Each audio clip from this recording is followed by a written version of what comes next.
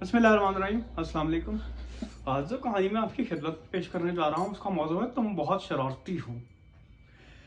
सेठ पार्टी वाला एक इंतहाई खूबसूरत बंगले में रहते हैं। इस बंगले में हजारों दरख्त हैं और खूबसूरत किस्म के फूल हैं। मुख्तलिफ किस्म के गमले भी हैं। अगरचे यहाँ और भी खूबसूरत बंगले हैं, लेकिन सेठ साहब के बंगले की शान अलग है और कोई शख्स भी यहाँ आने वाला उनके बंगले से मुतासर हुए बगैर नहीं रह सकता। सेठ साहब का बंगला हमेशा से ऐसा नहीं था, बल्कि कुछ सालों पहले तक तो ये बहुत वीरान था। लेकिन फिर एक ऐसा वाकया हुआ कि सब कुछ बदल गया। इस वाकये को जानने के लिए हमें तकरीबन 10-11 साल पीछे जाना पड़ेगा। सेठ साहब के पड़ोस में एक जज साहब रहते थे। जज साहब इंतहाई मसरूफ आदमी थे। एक बार सुबह सुबह वो कचहरी जाने के लिए गाड़ी निकाल रहे थे कि उन्होंने क्या देखा कि आगे एक दरख्त पड़ा है। उनका पुराना और मुंह चढ़ा मुलाजिम फजलुद्दीन फौरन आगे आया और किसी तरह जोर लगाकर दरख्त को थोड़ा सा पीछे कर दिया और जज साहब गाड़ी निकाल कर ले गए। शाम को जब वो वापस आए तो यही हुआ। 2 दिन ऐसे ही होता रहा। फजलुद्दीन बार बार दरख्त को पीछे करता रहा। आखिरकार अगले दिन शाम की चाय पीते वक्त उन्होंने फजलुद्दीन से पूछा, मियाँ ये हो क्या रहा है? हमें क्यों बार बार अपने रास्ते में दरख्त पड़ा हुआ मिलता है? मालूम नहीं जी, आपको तो पता है कि ये जगह कितनी खतरनाक है और कैसे कैसे पुरसरत वाकयात मशहूर हैं। जज साहब मुस्कुराए।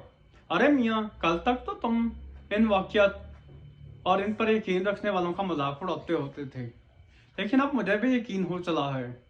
अच्छा ये बताओ, ये दरख्त कहाँ से आया?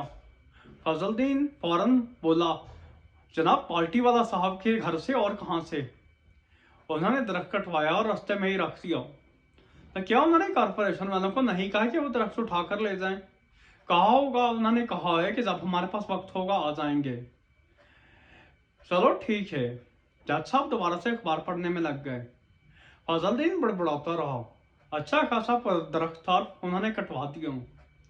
जज साहब ने अखबार पढ़ी और कहने लगे, मियाँ उनके पास कोई माकूल वजह होगी। नहीं जनाब, कोई माकूल वजह नहीं, वो ऐसे ही दरख्त कटवा देते हैं। पिछले 2 महीनों में उन्होंने 3 बड़े दरख्त कटवाए हैं। जनाब हमें इसका कुछ सदेवाब करना होगा। जज साहब मुस्कुराए। उनकी सोबत में रहकर फजलुद्दीन भी मुश्किल अल्फाज सीख चुका था। जज साहब ने कहा, मियाँ सदेबाप क्या हो सकता है? हमने इन्हें शायद पिछले साल समझाया भी था। जी हाँ, ये पिछले साल की ही बात है। जनाब कानून में दरख्त काटने की सजा नहीं है। जज साहब ने कहा, हाँ सजा तो है, लेकिन यहाँ और बहुत से काम हैं, तो इस तरह के कानूनों को देखने की किसको फुर्सत है? जनाब मेरे जहन में एक तरकीब है। कैसी तरकीब? फजलुद्दीन उनके कान के करीब आया और उनके कान में कुछ कहने लगा। इसकी बातें सुनकर जज साहब मुस्कुराए। कहने लगे, फजलुद्दीन तुम बहुत शरारती हो। तुम्हें यकीन है कि सेठ साहब तुम्हारी बातों में आ जाएंगे? वो बोला, जनाब कोशिश करने में क्या हर्ज है? आपको तो पता है वो कितने कमजोर अकीदे के शख्स हैं। चलो ठीक है। जज साहब ने फिर मुस्कुराते हुए कहा, लेकिन मियाँ तुम बहुत शरारती हो। सेठ पार्टी वाला जब रात को अपने बिस्तर पर लेटे तो शबखाबे के लिबास में थे। उनके घर की घंटी बज गई और चौकीदार ने आकर बताया कि साथ वाले पड़ोस के जज साहब आपसे मिलना चाहते हैं। सेठ साहब परेशान हो गए कि ना जाने इस वक्त क्या बात है तो मुझे इस वक्त बुलाया जा रहा है। वो शबखाबे के लिबास में ही चप्पल पहनकर चले गए। बाहर जज साहब का पुराना मुलाजिम फजलुद्दीन रहनुमाई के लिए खड़ा था। वह उनको जज साहब की मुतालिया के दरवाजे पर छोड़कर चला गया। उन्होंने दरवाजे पर दस्तक दी तो अंदर से आवाज आई, आ जाएं, दरवाजा खुला है। वो अंदर दाखिल हुए तो एक अजीब सा माहौल था।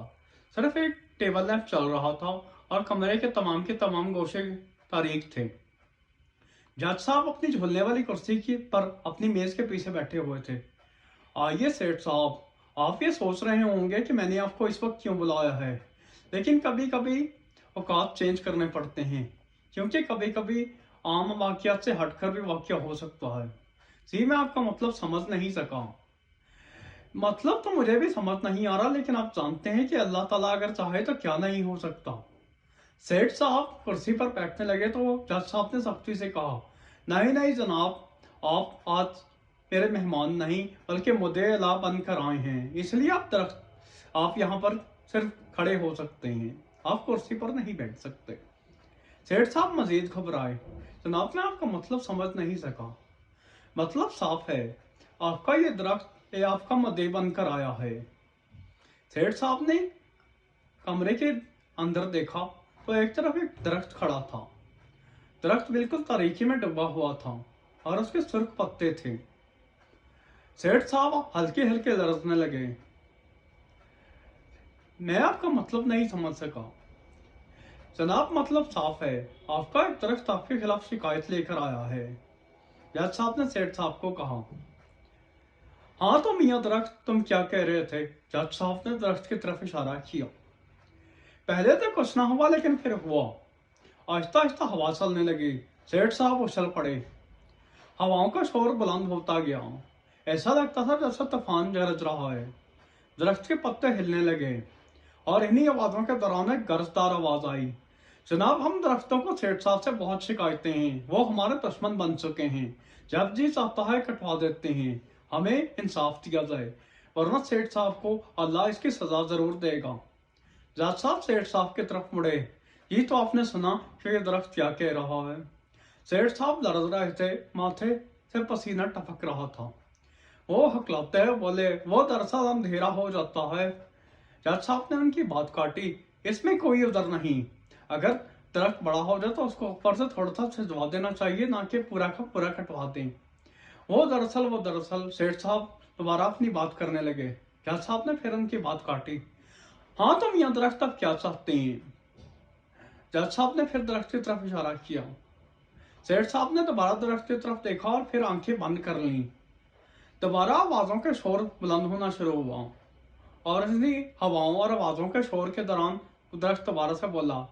जनाब सेठ साहब अशरफुल मखलूकात हैं और उन्हें एक इंसान की हैसियत से चाहिए कि हमारी बात मान लें और आइंदा दरख्तों को ना कटवाएं।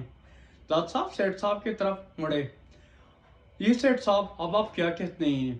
जी जी जनाब, मैं आपकी बात समझ चुका हूँ। मैं दोबारा कोई दरख्त नहीं कटवाऊंगा। बहुत अच्छी बात है, आप जा सकते हैं, जज साहब ने मुस्कुराते हुए कहा। सेठ साहब बिजली की तेजी से मुड़े और कमरे की दहलीज पार कर गए।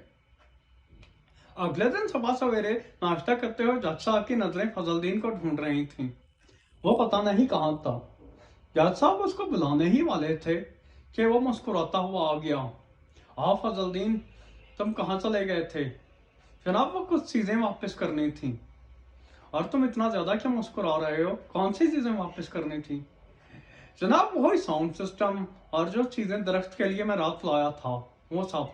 अच्छा अच्छा, मैं समझ गया, आगे कुछ ना बोलना। जज साहब हंस पड़े। मियाँ तुम बहुत शरारती हो, लेकिन आइंदा दोबारा ऐसी हरकत ना करना। फजलदीन बोला, जी जनाब बिल्कुल नहीं करूंगा, लेकिन आप मेरी हरकत का नतीजा तो देखिए। सेठ साहब ने सुबह सवेरे ही नर्सरी वालों को फोन कर कर बुला लिया और उन्हें एक लंबा चौड़ा ऑर्डर दे दिया।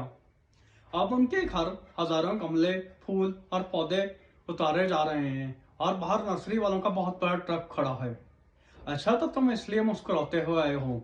जी जनाब। फजलदीन तुम बहुत शरारती हो, जज साहब ने फिर मुस्कुराते हुए कहा और कचहरी जाने की तैयारी करने लगे। अगर आपको हमारे चैनल पर दिखाई जाने वाली वीडियोस पसंद आती है तो आपसे गुजारिश है कि हमारे चैनल को सब्सक्राइब करें। शुक्रिया।